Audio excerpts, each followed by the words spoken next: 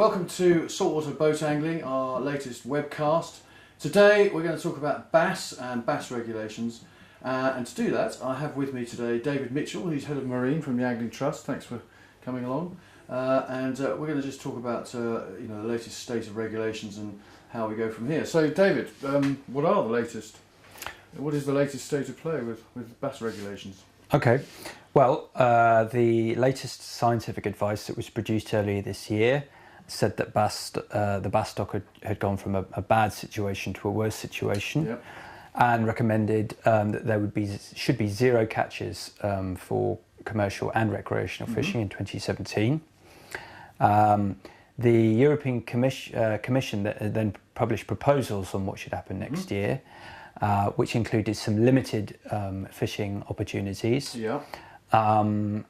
So didn't propose a total zero catch as the scientists had advised. Right, yeah, of course. So the proposals by the Commission include limiting commercial fishing to hook and line only, yeah. So no netting, a closed period for everybody in February and March to protect the spawning, aggregating fish. Actually, they're most vulnerable, of course, because they shoal up. Sure, yeah.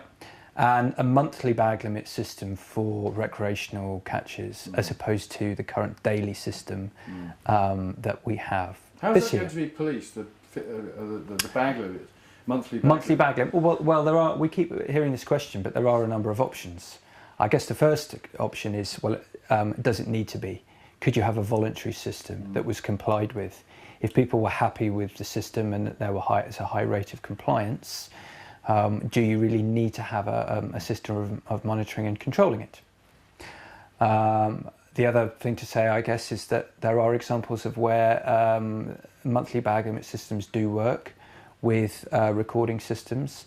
So bluefin tuna, for instance, in the Mediterranean, recreational catches are managed through a monthly quota. So there are examples of where it works, and we're currently discussing the need for some kind of system, whether it be an electronic logbook or something like this. But I would stress, all along we've been very, very keen to say that in addition to having a monthly bag limit system that might require some kind of monitoring or recording to go alongside it, we wanted to maintain the daily bag limit for those anglers who for whatever reason didn't want to have to register with exactly. Okay. So what's the next stage then? What's going to happen next in this process? Okay. You've got Commission proposals. That's right, yeah. So the member states of the European Union, Britain, France, Ireland, Netherlands, Belgium, those are the main players in bass fishing, and all the others will be meeting at working group meetings in Brussels over the coming weeks to discuss the proposals, not just about bass. And bass is actually a very small issue when it comes to discussing the other fishing opportunities. Which is something we forget, of course.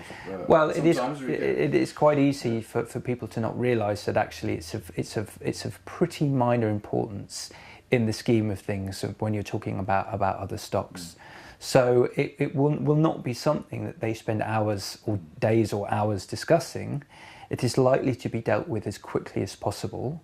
So the working group are discussing the proposals, and the member states are trying to agree with each other on which parts of the proposals they think will work and which they're happy with.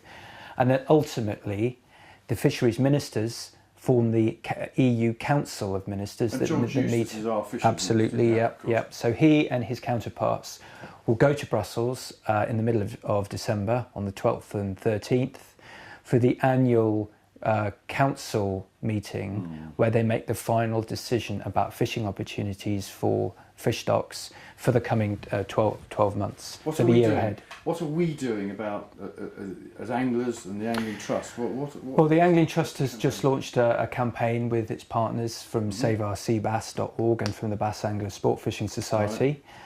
So if you go onto the Angling Trust website at anglingtrust.net/no-more-bass-nets, you will find our new campaign page where there's all the information about how to sign a new government petition that's been launched, about how to write to the fisheries minister, and about how to support your charter fleet and your local charter skippers by getting them to send a letter to George Eustace as well. So we're putting pressure on the minister to agree to the European Commission's proposals in full as they stand, and not to start trying to alter them, change them, water them down, play around with them to suit different interested parties. Want them as they are, 'cause we're happy They with make that a lot as of sense. yeah, They make a lot of sense, and what the Commission have proposed is very sensible and should look like the future of how bass is managed in years to come. Okay. So if you go onto the Angling Trust website, alternatively you can go onto the Save Our Sea Bass website at saveourseabass.org, where you'll find information on how to complete the petition Yeah. and how to write to George Eustace. Fine. Okay. Brilliant. And just to finish off, is there anything else that you wanted to emphasise or point out?